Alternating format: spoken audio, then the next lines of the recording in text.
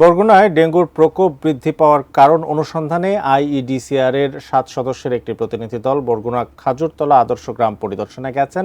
সেখান থেকে বিস্তারিত জানিয়েছেন প্রতিনিধি মোহাম্মদ মাসুম বিল্লাহ।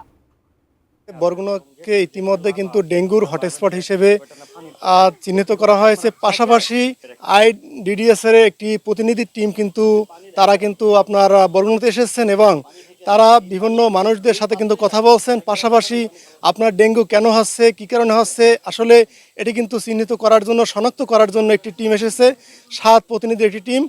তারা এখানে বরগুনা আপনার যে খেজুরতলা, যেখানে মূলত বেশি এই ডেঙ্গুর প্রাদুর্ভাব, সেখানে তাদের সাথে কথা বলছে। আমরা তাদের সাথে একটু কথা বলে জানার চেষ্টা করব। এখনও তো আমাদের ইনভেস্টিগেশন চলমান আছে। আমরা বাসা বাড়িতে গিয়ে আমরা পরিবেশগত যে অনুসন্ধান আমরা সেটা করে যেটুকু পেয়েছি সেটা হচ্ছে যে এখানে বাসা বাড়িতে পানি ধরে রাখার একটা প্রবণতা আছেন।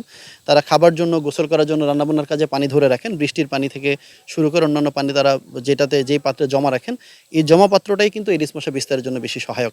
এবং মোটামুটি প্রতিটা ঘরেই এই পানিটা জমা আছে এবং প্রতিটা ড্রাম বা পাত্রে এডিস মশার আমরা উপস্থিতি আমরা লক্ষ্য করেছি। এই ব্যাপারটাতে একটু জনসচেতনতা তৈরি করা জরুরি এবং এটাই যদি কমিয়ে আনা যায়, আমার মনে হয় এই যে ডেঙ্গু প্রকোপটা হচ্ছে এখানে বরগুনাতে, এটা অনেকাংশে কমিয়ে আনা সম্ভব। এই ছিল আমার কাছে বরগুনা আপনার খাজুরতলা আদর্শ গ্রাম থেকে সর্বশেষ ডেঙ্গুর তথ্য।